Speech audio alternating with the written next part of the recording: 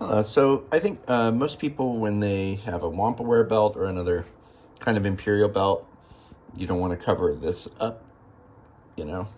So when you feed a belt in the regular way, unfortunately, it's going to cover up that part that you need to show as part of your costume. So I think what most people do is they'll use this extra leather loop.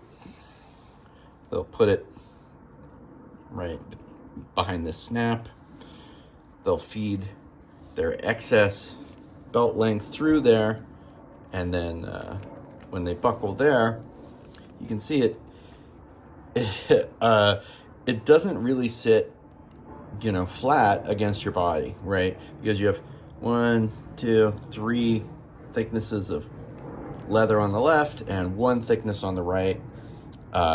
So it's very uneven. So what I'm going to do here is mark the exact length that I use. So I've got the belt in the hole that I use, and I can see exactly where that ends right here as far as being visible behind the buckle.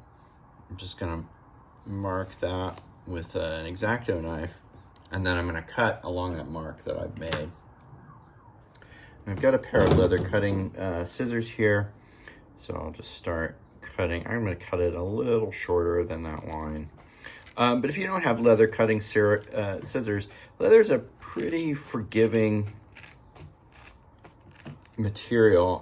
You can cut with a Dremel tool or anything, and you can see it's a little rough. I can actually sand that down if I want it to be a little bit smoother and nicer. Or I can use a grinding tool on the Dremel, and it'll kind of make a mess. All this kind of leather parts kind of fluff around if you do that. Let me just trim that. It's a little crooked there, or a little rough. No one will see this part of the belt because it's going to be behind the buckle. Okay, so now you can see the end of the cut belt. It's just fed right through the regular hoop, but it's dressed pretty squarely, and you can see it doesn't extrude from the back of the belt buckle, so you can't see it, so that's invisible to anybody seeing it.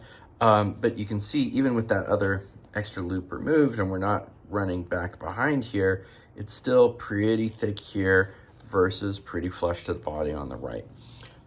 So that's where that loop comes back in. If we go back to this extra loop that we got from Wampa Wear, and we put that on, and then we fasten this over,